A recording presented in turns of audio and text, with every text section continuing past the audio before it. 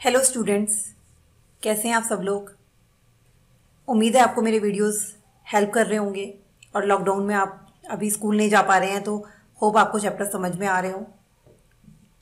जैसे कि आप लोगों को पता ही है कि हम लोग एनसीईआरटी सेक्शन कर रहे हैं। आज का हमारा चैप्टर है lines and angles.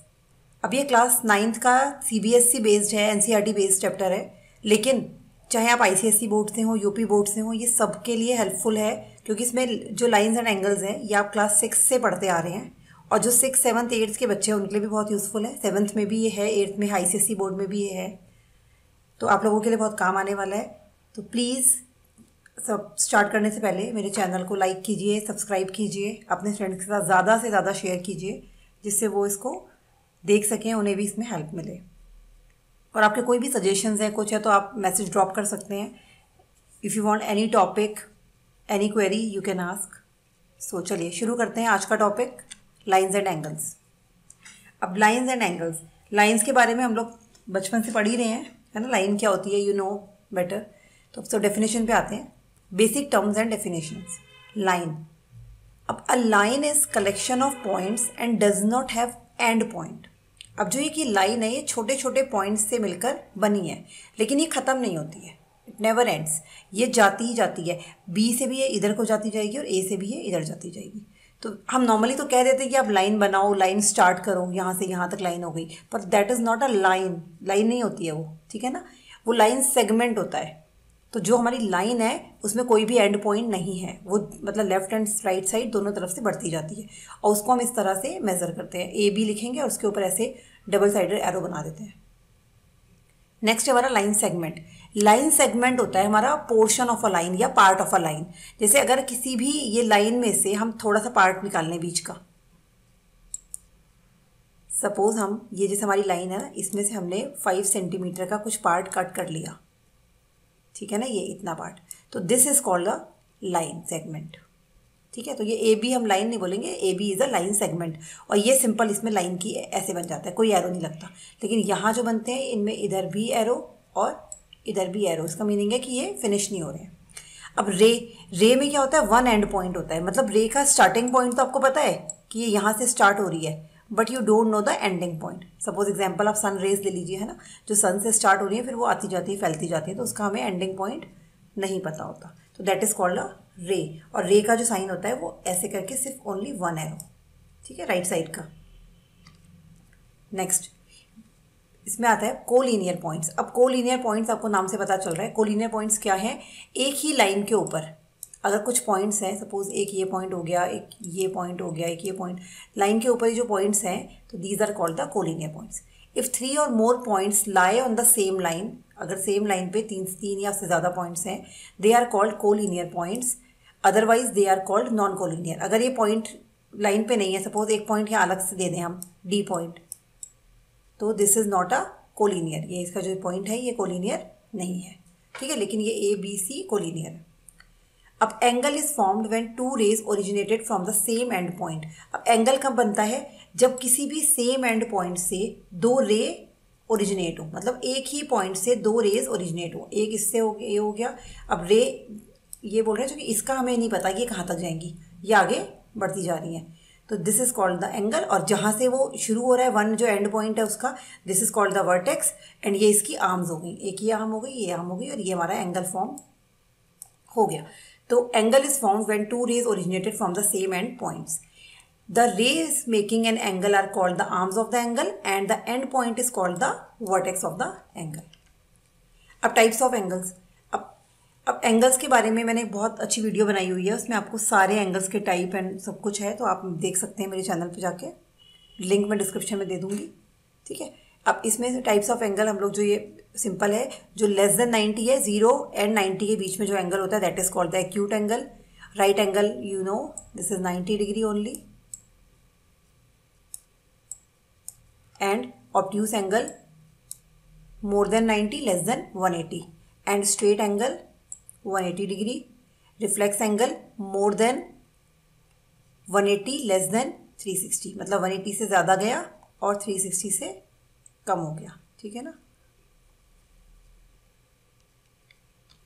Next complementary angle. अब कॉम्प्लीमेंट्री एंगल क्या होते हैं, कॉम्प्लीमेंट्री एंगल है if two angle who sum is 90 degree, अगर दो एंगल्स का जो सम है अगर 90 डिग्री है, they are called complementary angle, एक दूसरे के कॉम्प्लीमेंट्री। अगर मैं कह दूं कि हमारा एंगल एक एंगल ए है और एक एंगल बी है, इन दोनों का, ये दोनों कॉम्प्लीमेंट्री हैं, तो इसका मतलब जो ये दो एंगल हैं ये 90 डिग्री है, मतलब इनका angle A plus angle B will be 90 degree, ये एक दूसरे के कॉम्प्लीमेंट्री है। ठीक है, तो अगर एंगल ए सपोज 60 डिग्री है तो एंगल बी कितना हो जाएगा, 30 हो जाएगा, क्योंकि 60 प्लस 30 90 होता है, या 90 में से माइनस करके आप देख लो, एक ही बात है ना।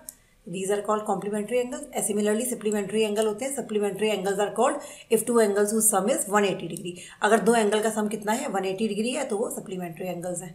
ठीक है, अगर जैसे कोई भी दो एंगल मान लीजिए, जैसे 120 और 60, ये दो एंगल है, इनका सम कितना है 120 प्लस 60, इनका सम आपका आ गया 180 डिग्री। तो मैं कह सकती हूँ ये दोनों एंगल आपस में क्या है, सप्लीमेंट्री है।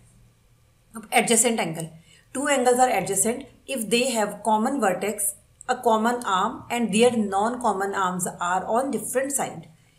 कॉमन वर्टेक्स, ठीक है, एक कॉमन आर्म और जो नॉन कॉमन आर्म्स है A B and B C, ये क्या है ऑपोजिट डायरेक्शन में। ठीक है, ये कॉमन आर्म हो गई बी डी और ये नॉन कॉमन आर्म हो गई। तब जो ये दोनों एंगल बनते हैं, ये वाला एंगल एंड ये वाला angle, these are called adjacent angle, एक दूसरे के एडजेसेंट है। मतलब कह सकते हैं हम कि B D B C is adjacent to A B D, तो ये लिखा है A B D and D B C are adjacent angles. Ray B D is their common arm and point B is their common vertex, point B is their common vertex and B D is the common arm and A B and B C are non common arm. So we can write, अब हम ऐसे भी लिख सकते हैं कि angle A B C, angle A B C is equal to angle A B D plus angle D B C, ऐसे लिख सकते हैं। नेक्स्ट, टाइप्स ऑफ एंगल्स, वही चल रहा है इसमें। अब हम पढ़ेंगे लीनियर पेयर ऑफ एंगल। अब लीनियर पेयर क्या होता है, जब सिंपल इसको हम कई तरह से बोलेंगे। जब कभी भी आपका जो ये है, if the non common arms B A and B C form a line, अब जो हमने ये पढ़ा ना अभी, एडजेसेंट एंगल है दो एंगल, अगर ये जो नॉन कॉमन आर्म है,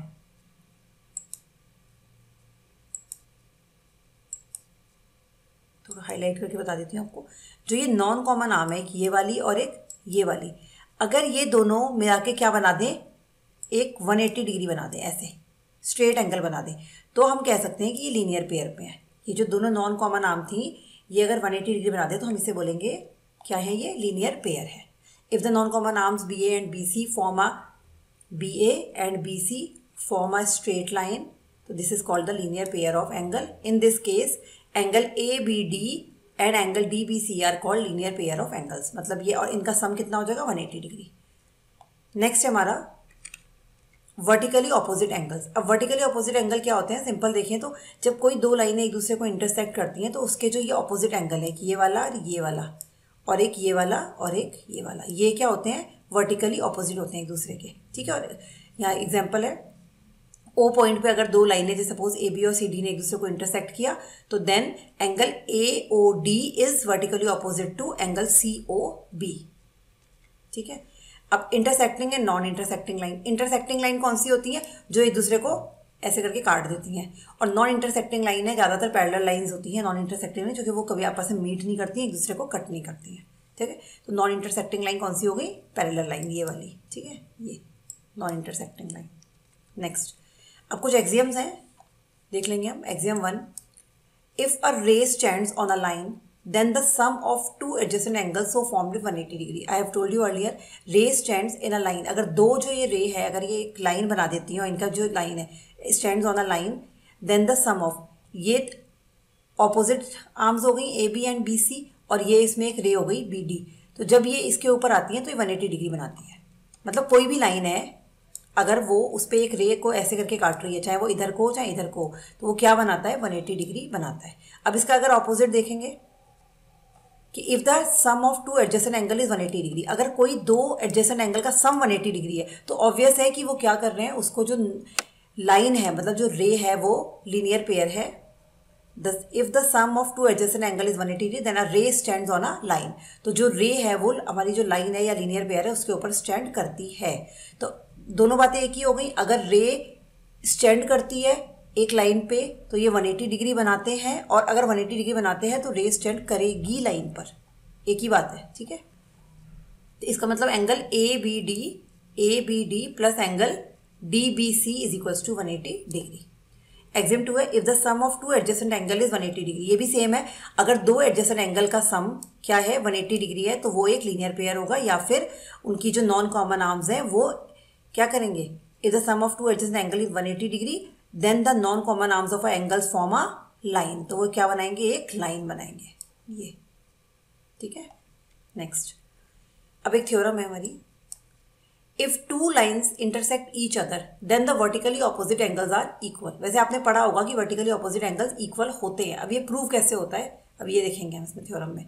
इसका प्रूफ देखिए, in the statement above it is given that two lines intersect each other, कि हमारी दो लाइनें हैं, let A B and C D intersect each other at point O, ये हमने मान लिया, ठीक है। तो then they lead to two pairs of vertically opposite angles. अब वर्टिकली ऑपोजिट एंगल कौन कौन से अभी पढ़ा हमने, एक तो ए ओ डी है सी ओ बी का, and A O C is vertically opposite to D O B, तो यही हो गया ना, A O C B O D and A O D B O C. We need to prove that कि angle A O C बराबर होना चाहिए angle B O D के। हमें ये प्रूव करना है कि ये एंगल इसके बराबर है और ये एंगल इसके बराबर है, ये हमें प्रूव करना है। तो करेंगे क्या, सबसे पहले हम करते हैं, एक लाइन ले लेते हैं, ray O A stands on a line C D, ray O A stands on a line C D, ये वाला देखो आप सी डी। तो अगर मैं बोलूँ कि सी डी पर दो एंगल बन रहे हैं, angle A O C plus angle A O D, क्या ये angle A O C plus angle A O D 180 degree होंगे? बिल्कुल होंगे, क्योंकि आप ध्यान से अगर नीचे वाले पोर्शन को आप छोड़ दें, सिर्फ सी डी लाइन देखें, सी डी लाइन पर angle A O C plus angle A O D linear pair है, ये वाला, this is the linear pair. तो इसमें आपका ये हो जाएगा, ठीक है ना, ये वाला, ये लीनियर पेयर है। तो then this is 180 degree. Similarly A O D plus B O D, अब आप देखो A O D plus B O D, ये वाला अगर देखें हम कौन सी लाइन में, तो ये भी क्या है 180 डिग्री है। अब जब हमने देखा, अगर इन दोनों लाइन को आप कंपेयर करो, 180 इक्वल हो गया, right hand side left hand side भी इक्वल कर लो, A O C plus A O D is equals to A O D plus B O D. अब ए ओ डी चाहे आप डायरेक्टली यहीं से कट कर लो, अदरवाइज इधर माइनस में ला के काट लो, एक ही बात है। तो A O C will be equals to B O D, तो यही हमें प्रूव करना था, A O C is equals to B O D. तो then similarly it can be prove that. अब अगर आप चाहो तो इसको भी ऐसे करके प्रूव कर सकते हो, लाइन ए बी ले लो, इसमें आप ले लीजिए O A O D plus B O D बराबर 180 डिग्री, या ए O C plus B O C बराबर 180 डिग्री, ऐसे करके आप कंपेयर करोगे, then you will find the ये वाले एंगल्स ऑल्सो, ठीक है। तो वर्टिकली ऑपोजिट एंगल कैसे बराबर होते हैं ये हमने देख लिया। नेक्स्ट है आपका ट्रांसवर्सल लाइन। ट्रांसवर्सल लाइन क्या होती है, कोई भी दो लाइनें, चाहे वो कैसी भी हो, पैरेलल हो ना हो, अभी हम पैरेलल की बात नहीं कर रहे हैं, जब कोई भी दो लाइनों को कोई एक लाइन काटती है तो this is called the transversal line. तो ये यहाँ पर सपोज एल है जो, ये हमारी ट्रांसवर्सल लाइन है, ये ठीक है लाइन, ये एन है, ये एम है। अब इनमें कुछ एंगल्स हैं, अब जो ये सपोज चार एंगल बन रहे हैं, एक एंगल ये है, एक एंगल ये है, एक एंगल ये है, एक एंगल ये है, ऐसे यहाँ पर एक ये हो गया, एक ये हो गया, एक ये हो गया, एक ये, तो चार चार एंगल है। यहाँ एंगल्स को हमने कुछ नाम दे दिए हैं, 1 2 3 4 एंड 5 6 7 8। तो जो ये एंगल्स हैं आप ध्यान से देखोगे तो इनको क्या क्या कहते हैं, देखो, a line which intersect two or more lines at distinct point is called a transversal, मतलब दो से ज़्यादा लाइन भी हो सकती हैं। Line L intersects M and N at point P and Q, P और क्यू पे इन्हें काट रही हैं। Therefore, line L is a transversal for lines M and N. Observe that four angles are formed at each of the point P and Q. Let us name these angles 1 2 3 4 5 6 7 8. तो 1 2 7 and 8 are called exterior angle. अब जो ये बाहर के angle हैं, 1 और 2 angle और 7 और 8 एंगल जो लाइन के बाहर हैं, these are called exterior angles. and जो ये अंदर है 3 4 5 6, these are called interior angles. ठीक है, अंदर वाले एंगल को इंटीरियर एंगल बोल दिया हमने, जो लाइन्स के अंदर हैं, और जो आउटसाइड जा रहे हैं उनको एक्सटीरियर एंगल कह दिया। अब इनमें देखिए, अब कुछ प्रॉपर्टीज़ भी हैं ट्रांसवर्सल लाइन में। अब जो ये हमने एंगल पढ़े अभी पिछले वाले उसमें, तो जो एक ही लाइन पर ऐसे करके एंगल आ रहे हैं ना, ऐसे ऊपर 1 और 5 है जो, मतलब कि लाइन के ऊपर वाला लेफ्ट साइड का एंगल, मतलब 1 angle is and 5 angle are corresponding angle. ऐसे नीचे वाले लाइन के नीचे 4 एंड लाइन के नीचे 8, 4 and 8 आर कॉरस्पॉन्डिंग एंगल्स। ऐसे इधर देखिए तो 2 and 6 are corresponding angle and 3 and 7 are corresponding angles. अब यहाँ होते हैं ऑल्टरनेट इंटीरियर एंगल। अब ऑल्टरनेट इंटीरियर एंगल हो गए लाइन के अंदर वाले एंगल्स की बात करेंगे। Angle 4 is interior angle for angle 6। जैसे ये दो लाइंस है, सॉरी ये दो लाइंस है, इनको ट्रांसवर्सल लाइन ने काटा, तो ये वाला जो एंगल है ये 3 वाला और ये जो ये 5 है, ये दोनों क्या है, को इंटीरियर एंगल है, ये और ये, ठीक है, को इंटीरियर एंगल। ऐसे इधर वाला एंगल और ये वाला एंगल भी co interior angle, angle 4 and angle 6 co interior angle. अब sorry not co interior, it's alternate interior, ठीक है, alternate interior, co interior by mistake I have said. These are called co interior, तो ये हुए जो एक साथ अंदर है। 4 and 5 are called co interior, ठीक है। तो then 4 and 6 are called alternate interior and 3 and 5 are called alternate interior. And then अब बाहर वाले देखेंगे तो 1 एंगल जो है, 1 वाला एंगल और बाहर का एंगल ये 7 वाला, एंगल 1 एंड एंगल 7, मतलब ये वाला एंगल और ये वाला एंगल, ये दोनों एंगल क्या होंगे, ऑल्टरनेट एक्सटीरियर एंगल। ऐसे ही एंगल 2 ये वाला और एंगल 8 ये वाला, ये दोनों एंगल होंगे ऑल्टरनेट एक्सटीरियर एंगल। अब interior angles on the same side of the transversal, जो इंटीरियर एंगल है वो ये वाले same side of a transversal है, ये 4 and 5 इनको बोलते हैं को इंटीरियर, ठीक है, सेम साइड। सपोज कोई दो लाइंस हैं, उनको अगर किसी ट्रांसवर्सल ने काटा तो जो सेम साइड इंटीरियर एंगल है ये और ये, ठीक है, ये वाला एंगल और ये वाला एंगल, ये को इंटीरियर एंगल बोलते हैं इनको, या फिर इनको ये भी बोलते हैं अलाइड एंगल्स भी बोलते हैं एंड कॉन्जिक्यूटिव इंटीरियर एंगल भी बोलते हैं, इनके इतने सारे नाम हैं, ठीक है, को interior angle, allied angle and consecutive interior angles. यहाँ पर 3 and 6 and 4 and 5, 3 और 6 आपस में को इंटीरियर है एंड 4 और 5 आपस में को इंटीरियर है। अब इन्हीं एंगल्स को अगर हम पैरेलल लाइन में बात करें तो हमारी प्रॉपर्टीज में फ़र्क आ जाता है कि पैरेलल लाइन के केस में कॉरस्पॉन्डिंग एंगल आपस में बराबर होते हैं, ऑल्टरनेट इंटीरियर आपस में बराबर होते हैं, ऑल्टरनेट एक्सटीरियर भी आपस में बराबर होते हैं, और जो को सम ऑफ ये होता है ये 180 डिग्री होता है, को इंटीरियर एंगल का सम। तो ये अब आगे हम देखेंगे पैरेलल लाइंस एंड ट्रांसवर्सल। अभी पैरेलल लाइन में बना दिए हमने वही सारे एंगल 1 2 3 4 5 6 7 8, ठीक है। तो आप ध्यान से देखिए तो एंगल 1 जो है, एंगल 1 और एंगल 5 कॉरस्पॉन्डिंग है और ये दोनों एंगल क्या होंगे, बराबर होंगे। और अगर इसका वाइस वर्सा ही होगा, if a transversal intersect two parallel points, if a transversal intersect two parallel lines then each pair of corresponding angles is equal। अगर पैरेलल लाइन की बात हो रही है, ठीक है, तो corresponding एंगल क्या होते हैं, इक्वल होते हैं। अब if a transversal intersect two lines such that a pair of corresponding angle is equal, अगर ऑलरेडी corresponding एंगल इक्वल है तो इसका मतलब क्या है, दोनों लाइन्स क्या है, पैरेलल हैं। ये इसका वाइस वर्सा हो गया, ये इसका उल्टा हो गया, क्लियर। अब नेक्स्ट है हमारा, ये तो corresponding की बात हो गई, मतलब 1 5 के corresponding हो गया, इक्वल हो गया, 4 और 8 बराबर हो गए, 2 6 के बराबर हो गया और 3 7 के बराबर हो गया। नेक्स्ट आ गया, if a transversal intersect two parallel lines then each pair of alternate interior angles is equal. Each pair of alternate interior angles मतलब angle 4 is equal to angle 6 and angle 3 is equals to angle 5। तो 3 is equals to 5 and 4 is equals to 6। If a transversal intersect two lines such that a pair of alternate interior angle is equal, अगर ये पहले से given है कि angle 3 बराबर है 5 के एंड 4 बराबर है 6 के, तो हम कह सकते हैं कि लाइन M एंड N आपस में क्या है, पैरेलल हैं, then the two lines will be parallel. If a transversal intersect two parallel lines then each pair of interior angles on the same side of transversal is supplementary. अब अगर दो lines parallel हैं तो उनका जो ये है, कौन से वाले एंगल, को इंटीरियर एंगल या अलाइड एंगल या ये वाले, ये देखिए कॉन्जिक्यूटिव इंटीरियर एंगल्स, ये क्या होंगे, सप्लीमेंट्री, मतलब 4 + 5 हो जाएगा 180 डिग्री। 4 + 5 क्या हो जाएगा, एंगल 4 प्लस एंगल 5, ये बराबर हो जाएगा हमारा 180 डिग्री, ठीक है। ये एंगल का साइन और लगा देते हैं, ठीक है।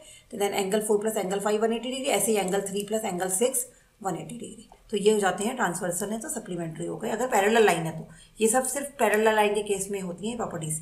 If a transversal intersect two line such that a pair of interior angles on the same side of a transversal is supplementary. अब ऑपोजिट, अगर उसने पहले से दे दिया कि एंगल 4 एंड एंगल 5 क्या है, सप्लीमेंट्री हैं, या एंगल 3 और एंगल 6 क्या है, सप्लीमेंट्री हैं, तो हम कह सकते हैं कि line M and line N are parallel to each other.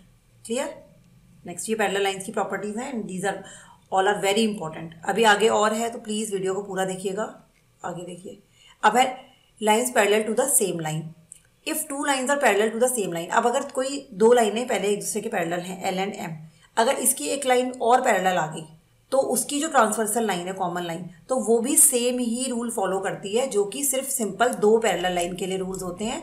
तो वही रूल सेम ये भी फॉलो करती है। ठीक है, तो इसमें जो 1 और 2 है ये आपस में करस्पॉन्डिंग होंगे, 2 और 3 आपस में करस्पॉन्डिंग होंगे, तो हम कह सकते हैं angle 1 is also corresponding to angle 3। ये लिखा है। If two lines are parallel to the same line, then will be parallel to each other. In the given figure, line M is parallel to line L. Line M is parallel to line L, and line N is parallel to line L. So let us draw a line T transversal for the lines L, M, and एक अगर हमने line T transversal draw कर दी तो it is given that M is parallel to N and N is parallel to L. So then angle 1 is parallel to equal to angle 2, क्यों? कोई corresponding angle है, हम axiom पढ़ चुके हैं पीछे, and angle 1 is equal to angle 3, वो भी उसके करस्पॉन्डिंग है। तो अब अगर हम कंपेयर करें तो ये 1 एंगल इक्वल हो गया, तो angle 2 is equal to angle 3। तो आप कह सकते हो तो angle 2 and angle 3 are corresponding angle and they are equal, therefore you can say line M is parallel to line M. हमने पीछे देखा था कि अगर दो एंगल एक दूसरे के करस्पॉन्डिंग हैं तो भी हम कह सकते हैं कि लाइन्स आपस में क्या होंगी, पैरेलल होंगी। तो वो हमने यहाँ पे प्रूव भी कर दी चीज़। ठीक है, तो this result can be stated in the form of the following theorem कि lines which are parallel to the same line are parallel to each other, कि lines which are parallel to the same line are parallel to each other. Note the property above can be extended to more than 2 line also. अब ये property 2 line से ज़्यादा के लिए भी follow की जा सकती है, इसी तरह से उसे हम कंटिन्यू कर सकते हैं। नेक्स्ट, इसके बाद आती है हमारी angle sum property of a triangle. अब कोई एक ट्राइंगल है, अभी आप लोगों ने पढ़ी है 7 से पढ़ा हुआ कि एंगल, किसी भी ट्राइंगल के तीनों एंगल का सम क्या होता है, 180 डिग्री होता है। अगर हम इसमें एंगल 1, एंगल 2, एंगल 3 ले लें, सपोज ये वाला एंगल 1 है, ये एंगल 2 है, ये एंगल 3 है, इनका सम 180 डिग्री होता है, ये तो पता है। अब होता क्यों है, अब इसका प्रूफ देखेंगे हम कि कैसे करना है। कि we are given a triangle PQR, हमने एक ट्राइंगल ले लिया PQR, उसके angle 1, 2, 3 are angles of the triangle PQR। We need to prove, हमें ये प्रूव करना है कि 1 + 2 + 3 is 180 degree.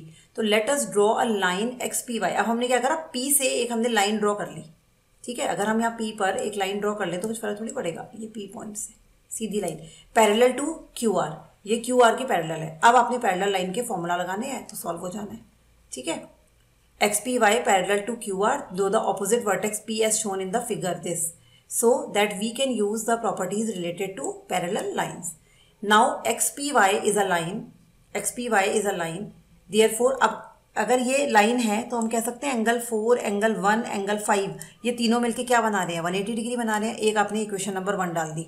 But XPY is parallel to QR, अभी XPY जो है वो पैरेलल टू QR है, उसके हिसाब से एंगल 4 बराबर हो सकता है एंगल 3 के, alternate interior angle, and angle 5 बराबर हो सकता है एंगल 2 के, सॉरी एंगल 4 बराबर हो जाएगा एंगल 2 के, एंड एंगल 5 इक्वल हो जाएगा एंगल 3 के। ये ऐसे होता है ना, ये देखिए, अगर ये इसके लिए ट्रांसवर्सल है तो एंगल 5 ये हो गया और एंगल 3 ये हो गया, ऑल्टरनेट इंटीरियर एंगल। ऐसे ही अगर हमने इस लाइन को और एक्सटेंड कर दिया, इधर वाला चेक करो तो ये वाला एंगल बराबर हो जाएगा इसके, ये ऐसे angle 4 is equal to angle 2। तो हमारे पास क्या क्या आ गए, 4 is equal to 2, 5 is equal to 3, pair of alternate angles. अब substituting angle 4 and angle 5 in 1। अब अगर हम एंगल 4 और एंगल 5 की वैल्यू 1 में पुट कर दें, जो इक्वेशन 1 थी, तो एंगल 4 कितना है, एंगल 2 है, एंड एंगल 5 कितना है, एंगल 3 है। यस, तो 2 + 1 + 3 आ गया 180 डिग्री। तो ये हमारी ये प्रूव हो गई है थ्योरम कि एंगल सम प्रॉपर्टी प्रूव हो गई कि angle 1 + angle 2 + angle 3 is equals to 180 degree. Next, if a side of a triangle is produced, then the exterior angle so formed is equal to the sum of two interior angle। जो ये exterior angle होता है किसी भी triangle में, अगर ये exterior angle, अगर हम ट्राइंगल की साइड से एक साइड बढ़ा दें तो जो ये एक्सटीरियर एंगल होता है ये ऑपोजिट, मतलब उसके एडजेसेंट एंगल को छोड़ के ये जो ऑपोजिट है, मतलब 1 + 2 के बराबर होता है, ठीक है। तो इसका मतलब 1 + 2 = 4 ये होता है। Angle 1 + angle 2 = angle 4। अब ये पर हमें करना है प्रूव। अब होता क्यों है ये ऐसे तो थ्योरम आपको याद रखनी है, but you have to know कि कहाँ से आया। तो अगर हम इसे सॉल्व करें, हमने ले लिया लेट PQR एक ट्राइंगल है, उसको एक्सटेंड कर दिया ये RS लाइन। तो आप कह सकते हो कि एंगल 3 और एंगल 4 180 डिग्री है। क्यों? क्योंकि लीनियर पेयर है, दिख रहा है आपको। Angle 3 + angle 4 180 degree. इसको इक्वेशन नंबर 1 डाल दिया। Then angle 1 + angle 2 + angle 3, angle 1 angle 2 angle 3 180 degree. Angle sum property अभी पीछे पढ़ी हमने, ठीक है। इक्वेशन नंबर 2 डाल दिया।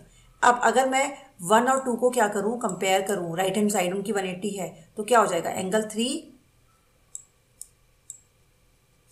+ एंगल 4 = एंगल 1 + एंगल 2 + एंगल 3। अब आप अगर कंपेयर करोगे तो ये जो एंगल 3 है ये कट जाएगा, या इधर लाके काट लो, डायरेक्टली काट लो। तो ये एंगल 4 = एंगल 1 + एंगल 2, यही तो हमें प्रूव करना था। यस और नो? तो it is obvious from the above theorem that N exterior angle of a triangle, ये इसकी वो है प्रॉपर्टी भी कह सकते हो, या थ्योरम को इस तरह से भी लिख सकते हैं कि exterior angle of a triangle is greater than either of its interior opposite angle. मतलब ये इनसे क्या है, इंटीरियर ऑपोजिट एंगल के ग्रेटर भी हो गए, ठीक है, और इसके बराबर हो गया, ठीक है ना। इन दोनों के सम, मतलब कि जो भी इसका है इससे और इससे ये बड़ा ही होगा ना, this plus this, angle 1 + angle 2 = angle 4। Clear है? तो हमारे इस लेसन में मैंने जितना भी था सारी प्रॉपर्टीज कवर कर ली हैं। आई होप आपको समझ में आया होगा। कोई डाउट हो, कोई क्वेश्चन हो, you can ask. So please keep watching, keep learning. Thank you for today.